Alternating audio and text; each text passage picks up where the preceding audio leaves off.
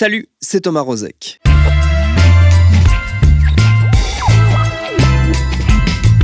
Confiné ou pas, coincé chez vous ou sommé de sortir vous acquitter des quelques métiers qui maintiennent notre pays à peu près en place, ce pourquoi on vous remercie d'ailleurs, vous n'avez pas décemment pu échapper à un personnage devenu l'un des acteurs cruciaux de cette crise inédite. Il s'agit bien sûr du professeur Didier Raoult, l'homme de la chloroquine, ou plutôt de l'hydroxychloroquine, du nom de cette molécule utilisée habituellement contre le paludisme ou certaines maladies auto-immunes, dont il assure avec ses équipes qu'elle permettra de nous sortir de cette ornière virale. Virale, la figure du professeur Raoult, avec son look que d'aucuns ont décrit comme un mélange entre Panoramix et Gandalf le Gris, l'est tout autant et elle synthétise à bien des égards notre époque, où on peut être à la fois un clown et un savant, un médecin, un scientifique réputé, une référence en matière de microbiologie et d'infectiologie à la tête d'une institution prestigieuse mondialement, et un troll, un rebelle, presque un gilet jaune de laboratoire censé qui plus est incarner la résistance permanente de Marseille où Raoult est installé face aux diktats de Paris. Bref, une icône embrouillée de notre époque embrouillée qu'on a eu envie de mieux comprendre en utilisant notre question rituelle. Qui êtes-vous, professeur Raoult ?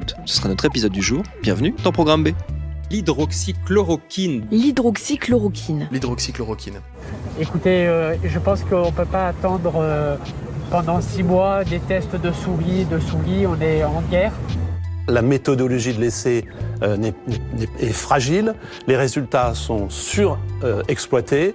On ne donne pas des espoirs aux gens sur un essai mené comme ça de manière assez approximative. Il n'aime pas être hurlé avec les loups, être mainstream, c'est pas dans sa nature.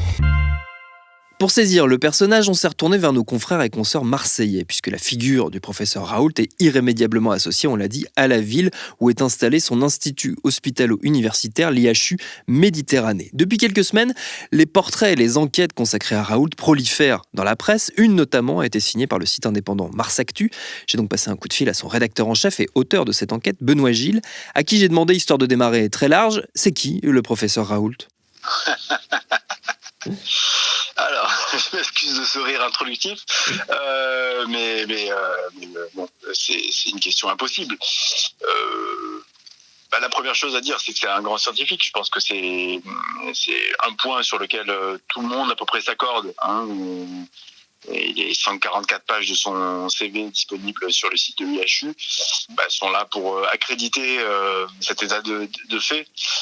Effectivement, c'est quelqu'un qui a fait un certain nombre de découvertes très importantes dans le domaine qui est le sien, c'est l'infectiologie, et donc qui couvre à la fois les bactéries, les virus et les parasites. Donc voilà, il a fait des découvertes importantes. Certaines même portent son nom ou portent le nom de la ville où il a passé la majeure partie de sa vie, portent le nom des quartiers nord. Voilà, il est un peu ludique. Donc on lui doit d'importantes découvertes. On lui doit aussi la constitution d'un institut hospitalo-universitaire qui est dédié à l'infectiologie et qui est unique en France, à la fois par sa taille et ses ambitions. Donc c'est d'abord ça, c'est d'abord quelqu'un qui est un grand scientifique, et parce qu'il est un grand scientifique, alors je ne sais pas si parce qu'il est un grand scientifique aussi, et quelle est la cause et quelle est la conséquence, mais c'est aussi ce que ses détracteurs, mais aussi ses soutiens, décrivent comme un tueur. C'est-à-dire quelqu'un qui, dans sa façon de faire de la science, se comporte comme un animal dominant, comme le mâle alpha d'une harde de lions, quoi, qui va être le moteur d'une équipe, mais qui peut aussi, de manière extrêmement violente, dénigrer ceux qu'il pense trop faibles ou pas à la mesure de la science, ou voire même donc mettre des bâtons dans les roues ou tenter d'écarter des gens qui sont contre lui, qui sont des concurrents dans le domaine scientifique. Et ça, quand on enquête sur le bonhomme, ça ressort tout de suite. C'est-à-dire que des anciens collaborateurs, des scientifiques qui sont dans son champ, ou même pas dans son champ, des collègues vont témoigner de ça, le plus souvent de manière anonyme, parce que cette violence qu'il a en lui, et qu'il canalise pour en faire un moteur de sa recherche finalement, elle peut parfois éclater de manière plus flagrante et plus immédiate dans le quotidien de l'IHU. Par exemple, si on doit donner un exemple de cette tendance qu'il a à l'explosivité, qu'est-ce qu'on t'a raconté dans le cadre de ton enquête comme exemple ?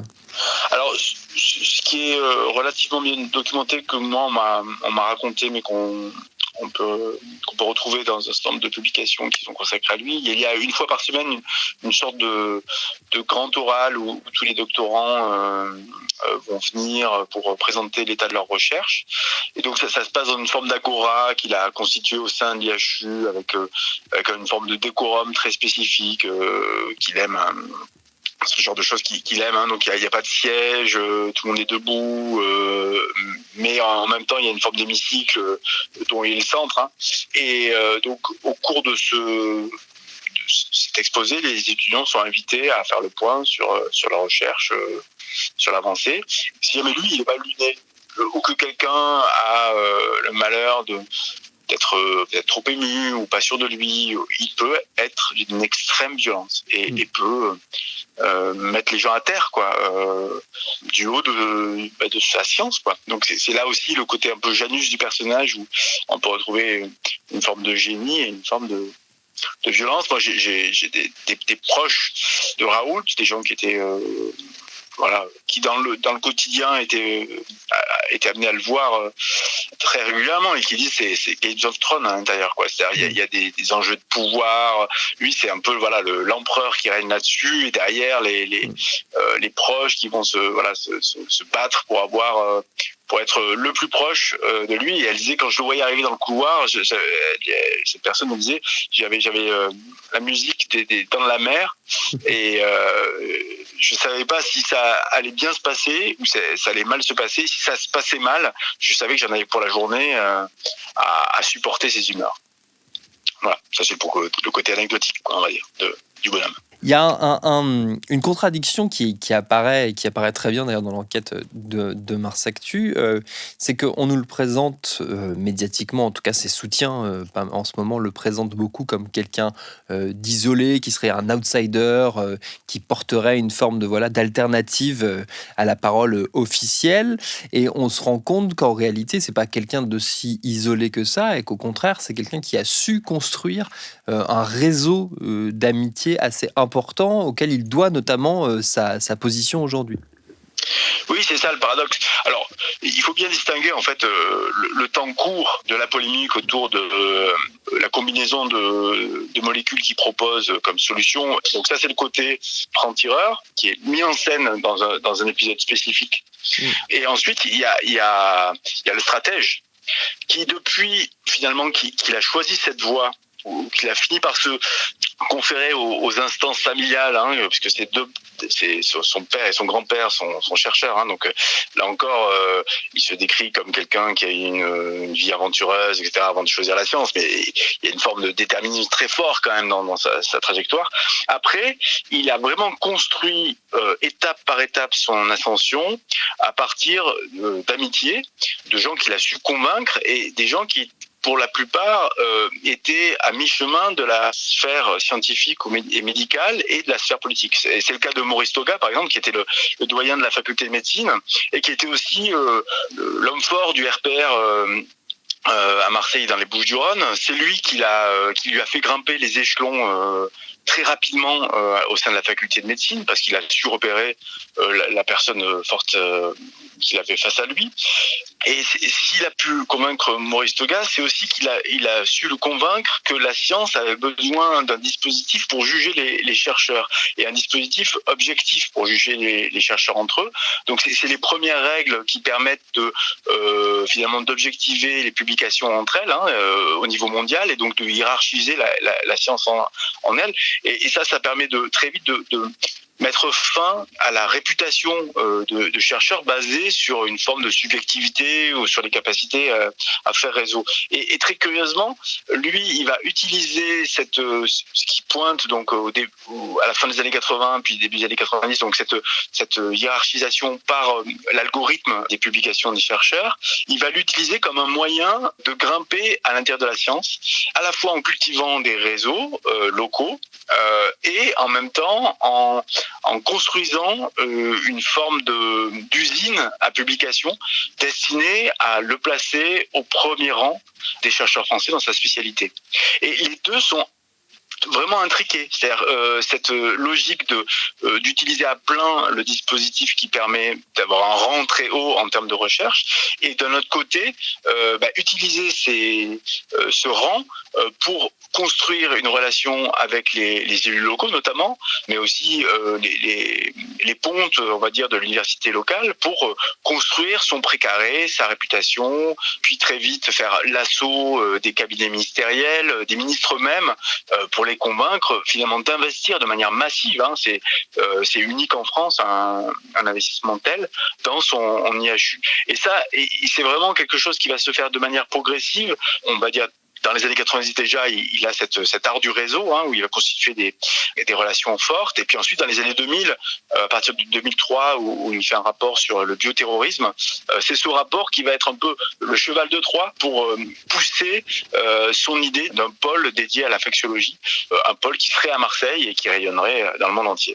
Et donc ça c'est vraiment, on peut vraiment voir de manière étape par étape la manière dont il a conquis les différents cercles, ce qui l'éloigne en tout point d'une idée d'une espèce de franc-tireur qui serait marginal dans la science. C'est absolument le contraire.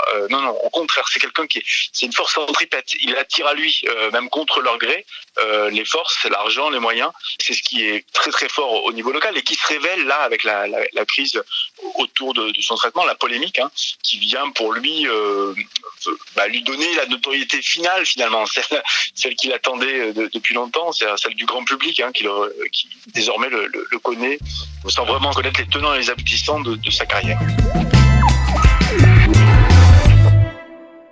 Une notoriété qui, on l'a dit et répété, repose en grande partie donc sur Marseille, la ville et ses habitants revendiquant pour une bonne partie le professeur comme un symbole de leur indépendance vis-à-vis de Paris, l'éternel adversaire, quel que soit le terrain.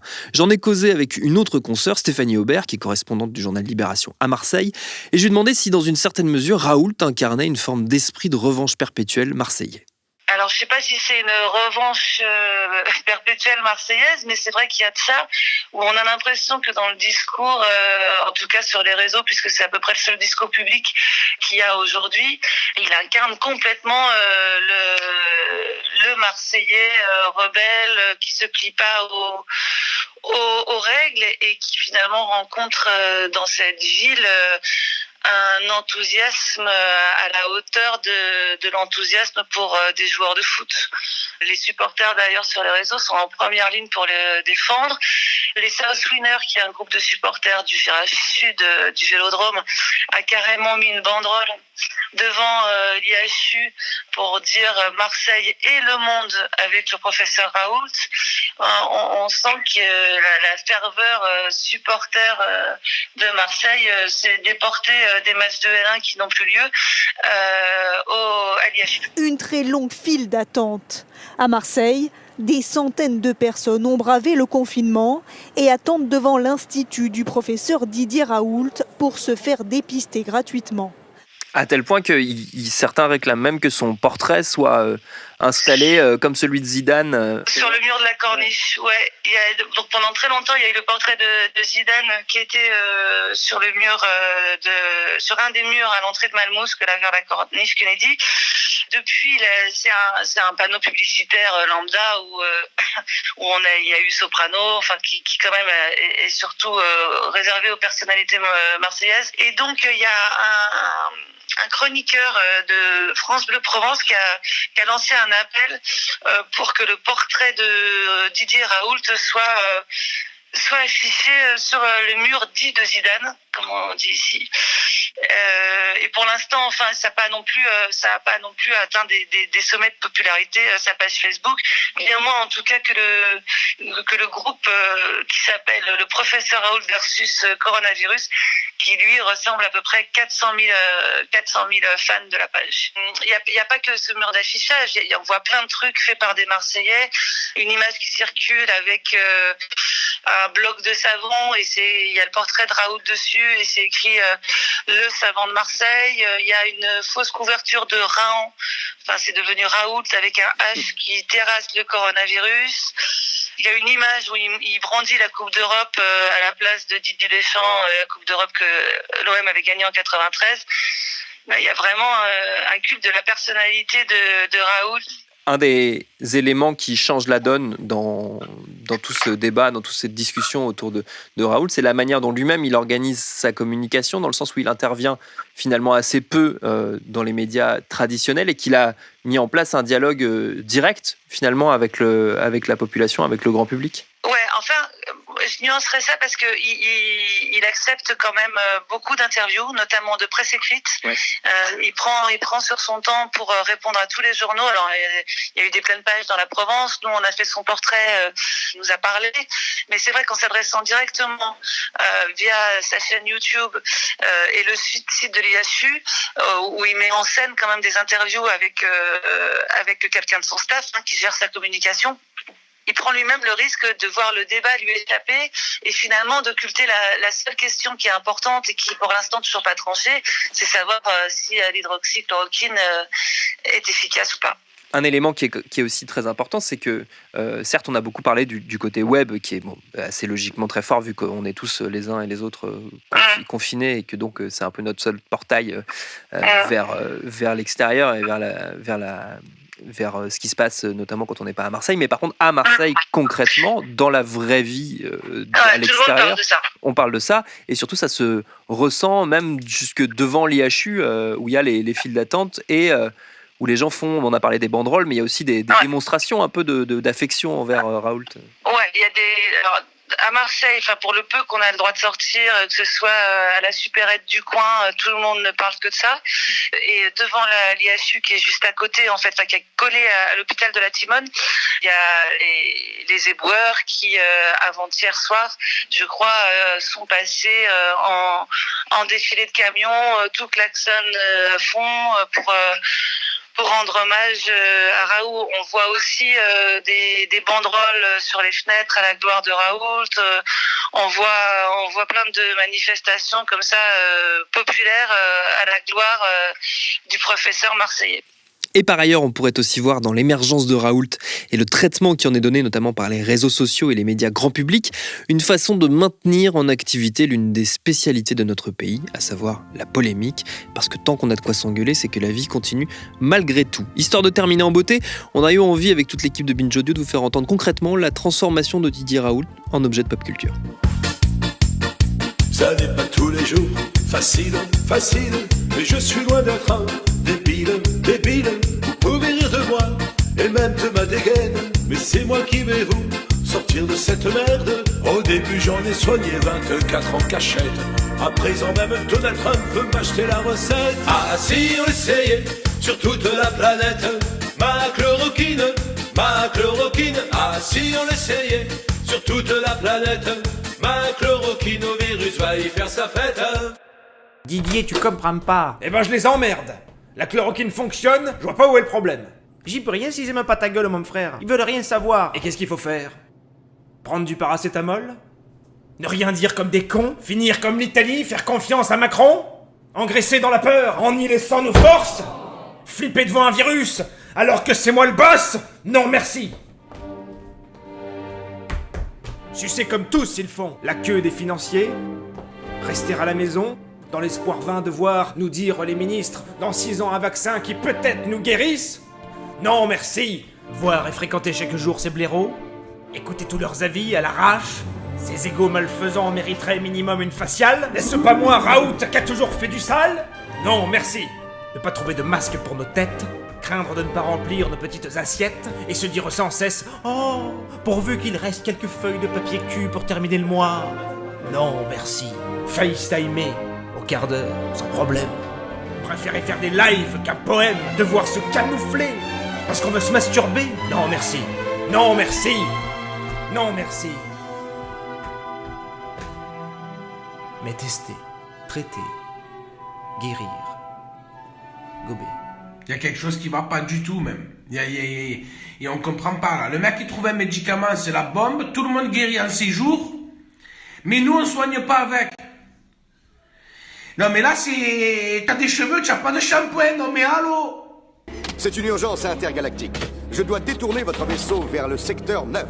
Qui est votre commandant?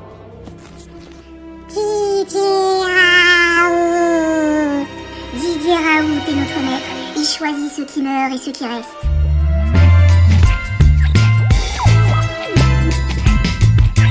Merci à Benoît Gilles et Stéphanie Aubert pour leurs réponses. Programme B, c'est un podcast de Binge Audio que vous retrouvez tous les soirs du lundi au vendredi aux alentours de 18h. On ne vous lâche pas, confiné ou pas. Le rendez-vous se poursuit grâce notamment à Lorraine Bess qui prépare ces épisodes, à Mathieu Thévenon qui les réalise, à Diane Jean et Juliette Livertowski qui participent à leur fabrication. Pour nous retrouver, abonnez-vous sur votre appli ou votre plateforme préférée de podcast. Venez nous parler sur Facebook, sur Twitter et sur Instagram. Continuez à bien vous laver les mains, à rester chez vous si vous le pouvez. Et à demain pour un nouvel épisode.